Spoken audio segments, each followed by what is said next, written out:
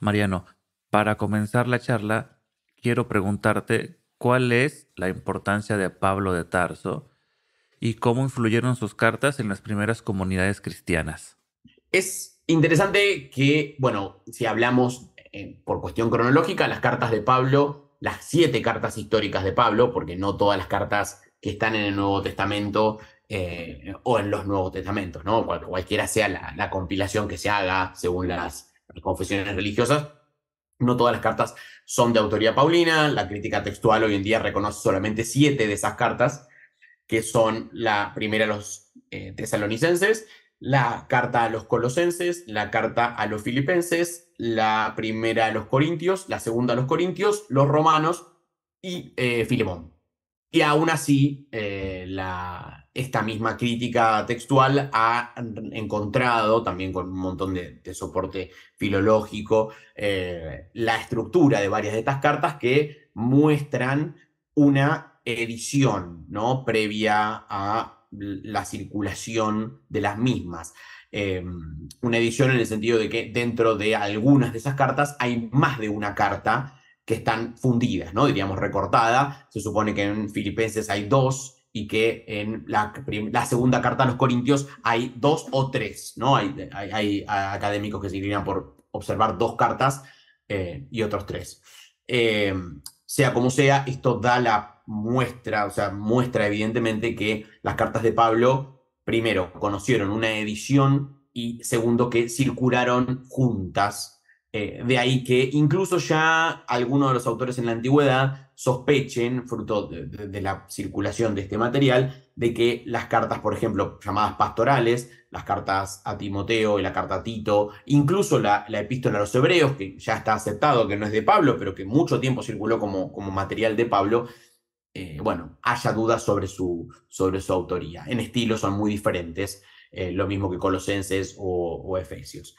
Hay Richard Pervo, que es un autor norteamericano, tiene un libro que se llama Pablo después de Pablo, y él dice que Pablo fue el primer corpus cristiano que circuló organizadamente, ¿no? Pablo no tiene una teología sistemática, él nunca pretendió hacer teología o cristología con sus cartas, simplemente las cartas de Pablo son cartas circunstanciales que responden a problemas comunitarios concretos y que no tienen un destinatario personal, ¿no? Salvo la epístola a Filemón, que va destinada a un miembro de la comunidad, pero trata un problema comunitario, que es justamente la situación de este esclavo de Filemón, que es Onésimo.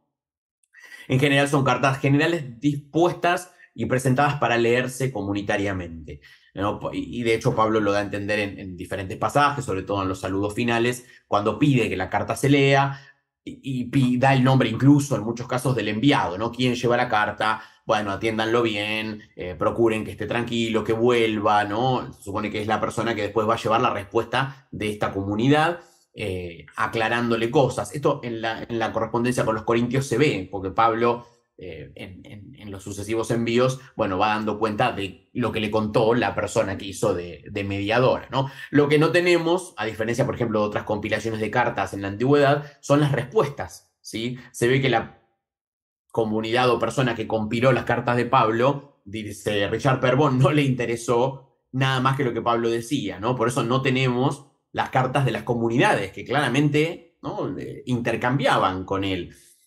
Hay una selección, lo que tenemos de Pablo es una selección que como con otras tantas cartas, ¿no? Supongamos, no sé, las cartas de Cicerón, de Plinio el Joven, un montón de autores de la antigüedad que se compilaron y que circularon, en este caso, además de con fines, digamos, formativos, con fines espirituales. Podríamos decir que es la primera literatura consagrada, propiamente cristiana, ¿no?, adoptada fuertemente, pese a que el personaje de Pablo, pese a que digamos, Pablo va a entrar en una especie de cono de sombra durante el siglo segundo, porque hay un presbítero del Ponto, Marción, hacia el 144 aproximadamente, propone una primera ruptura, ¿no?, una primera organización cristiana, diríamos, ¿no? Eclesial, en torno a un canon que él mismo elige, en el cual se desprecia toda la literatura referente a el Antiguo Testamento, ¿no? Marción propone, bueno, que la novedad del cristianismo justamente no tiene nada que ver en su concepto soteriológico con el Antiguo Testamento, ¿no? Y de ahí se desprende una concepción diteísta, ¿no? Hay un Dios malo, que es el Dios del Antiguo Testamento, que es perverso, manipulador y demás, y está el Dios bueno, misericordioso, que se refleja principalmente, ¿no? Y Marción toma como base las propuestas y la lectura de Pablo. Por eso en su Nuevo Testamento, que es el primer canon, podríamos decir, coloca las cartas de Pablo, el Evangelio de Lucas, medio cortado el Evangelio de Lucas, Hechos de los Apóstoles y alguna que otra cosa más, nada más. Desprecia todos los otros evangelios, las otras cartas católicas y demás. Esto lleva a un gran conflicto y hace que un poco Pablo se transforme en el apóstol, ¿no? de esta iglesia separada que luego es condenada y demás. El cristianismo marcionita sobrevive bastante tiempo.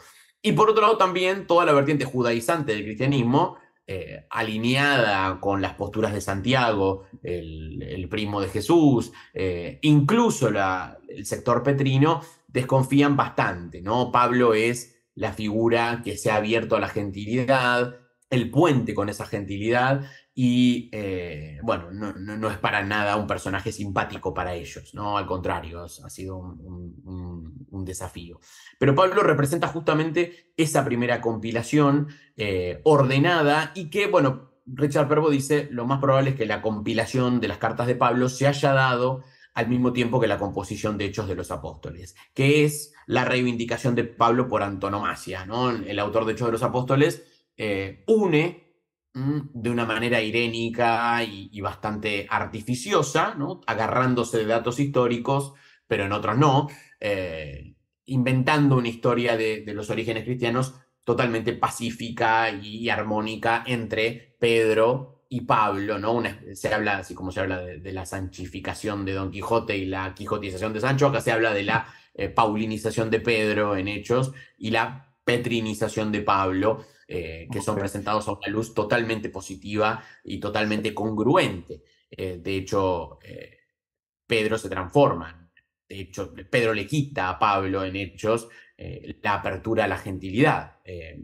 Pablo queda en un segundo plano y lo más llamativo en Hechos es que más allá de que a Pablo se lo integra, se lo trata de comprender a la luz bueno, de los orígenes de la fe, nunca es llamado apóstol, ¿no? El autor de Hechos de los Apóstoles reserva el título de apóstol para Pedro y los otros 11, no se lo da a Pablo. Eso es problemático. Por un lado lo reivindica, por otro lado no le reconoce el título de apóstol, que es algo por lo que el Pablo histórico insiste y, digamos, insiste sobremanera en sus cartas, ¿no? En su carácter apostólico, ¿no? Porque su llamado no ha sido del Jesús carnal, sino del Cristo glorificado en una visión, ¿no? En un sentido mucho más místico. Pablo es un personaje complejo, para estas primeras generaciones, ¿no? Hablamos de la tercera, cuarta, quinta generación de creyentes, pero claramente luego de las guerras judías, su vertiente cristiana es la que se impone.